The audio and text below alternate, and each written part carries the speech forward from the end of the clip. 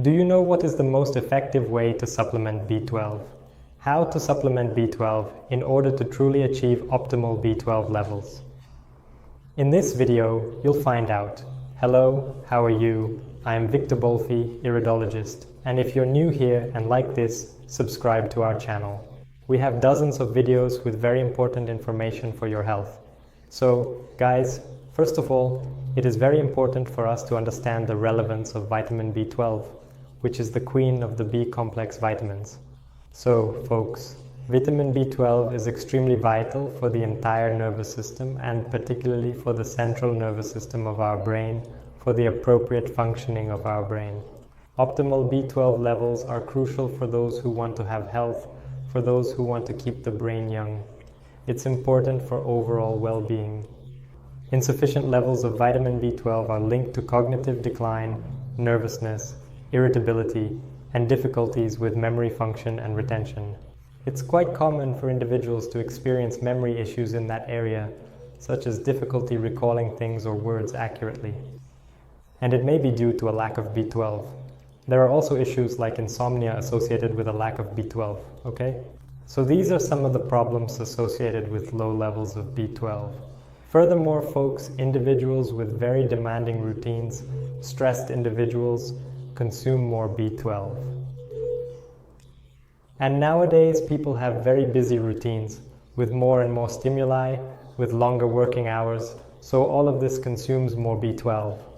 And individuals, when vitamin B12 is extremely low, for instance, when it is at a level of 150 or lower in the bloodstream, individuals may encounter issues such as trembling in the hands and feet, experiencing tingling, numbness in the limbs, weakness, and manifestations of anemia. B12 is very important for the formation of dematias. So, when it is at low levels, for example below 150, it can bring about this problems of anemia.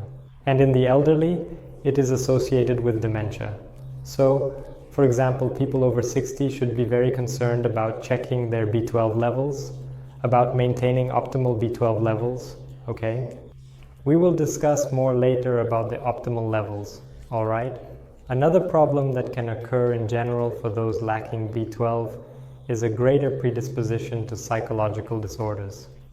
After all, in order for the brain to function very well, it requires adequate levels of vitamin B12. And keep in mind that in older individuals, levels of B12 have a tendency to decline due to lower absorption. For you to have good absorption of B12, you need to have excellent stomach digestion, excellent formation of hydrochloric acid in the stomach, and we know that the elderly lose this. So the levels also decline with age if the person does not supplement. And another aggravating issue is that foods are becoming more and more deficient in B12, particularly foods cultivated in monoculture. Having said all that, you can already have an idea of the importance of vitamin B12 for our health. But after all, what is the best way to supplement and how to supplement? What is the quantity? What is the best asset? Guys, the most common thing to find is B12, to be supplemented in the form of cyanocobalamin, which is not a form that is very well absorbed by most people. That's why the best way to supplement B12 is with methylcobalamin, which is already the active form, ready to be delivered for the body to use, okay? So you shouldn't even supplement cyanocobalamin. I know it's cheaper than methylcobalamin, but the ideal is to go straight to methylcobalamin, and even better, sublingual methylcobalamin, okay? Because you using the sublingual, she goes straight into the bloodstream. You don't need to go through the entire digestive process that can impair absorption. Okay? So, now you are aware.